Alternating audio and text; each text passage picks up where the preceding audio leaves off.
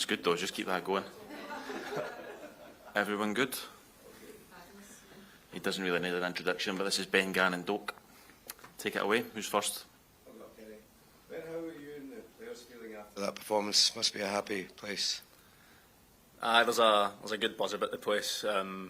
Like now that we've recovered a wee bit, it's always hard to get to sleep after a night game, especially when the crowd was the way it was. So there's a good buzz about the place.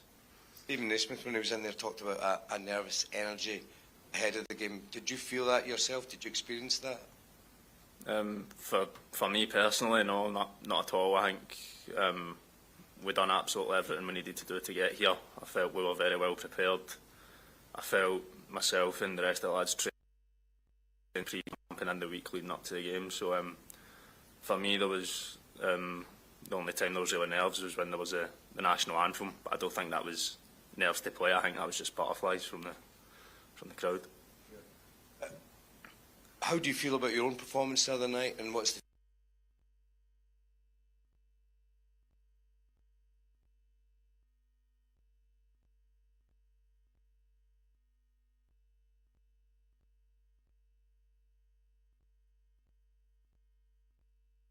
on both sides of the game? But listen, it's not about me. It's one of the lads who started came off the bench. We're absolutely top draw, and I think we deserve to get a result after of no being here. So it's a good way to start. When you came off, Ben, was that physically were you challenged in that heat, or were you surprised when you got hooked? Nah, I was needing hooked. Both my calves decided to leave the stadium before me, so I cramped up a bit. So I was more than happy to make way and get my backside on a chair.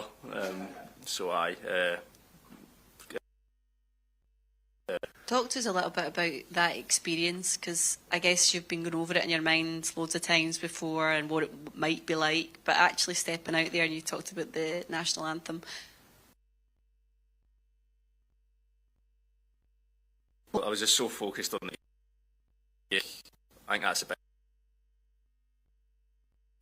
It's not as if we're at Hampden anymore. We're a long way from home, and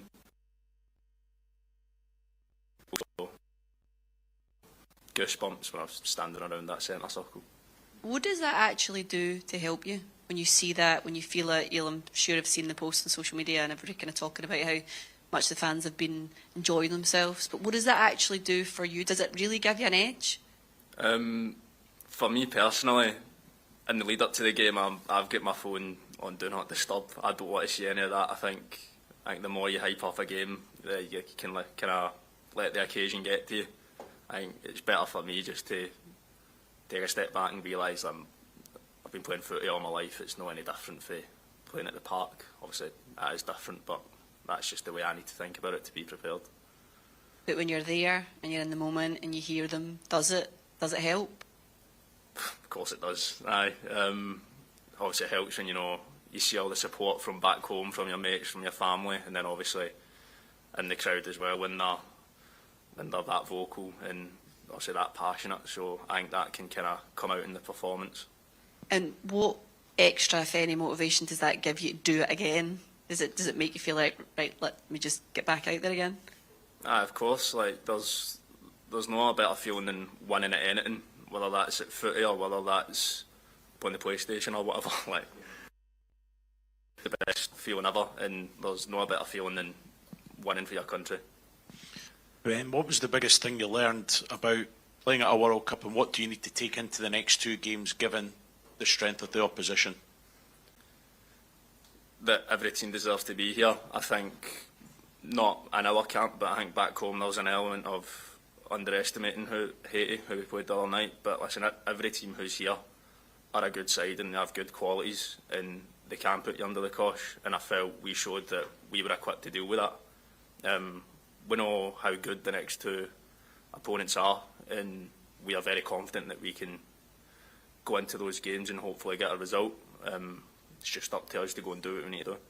If the manager was to change the setup and how he approaches this game, do you feel that the team and you individually are adaptable enough to fit into that and make sure Scotland can get the result?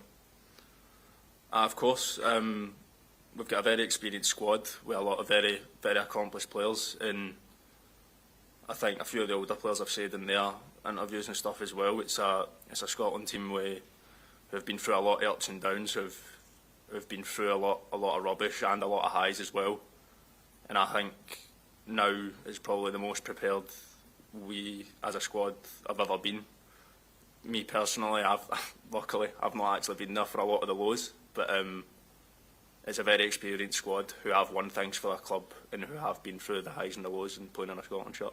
And given that then, in terms of your mentality, do you have to be ready if the manager's to change it then, make an impact from the start, but if not, come on and make an impact as well, given the magnitude of these two games? Listen, I'm not bothered whether I start or if I'm on the bench. I just want Scotland to win. If the gaffer thinks the best way to do that is for me to have an impact off the bench, then that's what I need to prepare to do.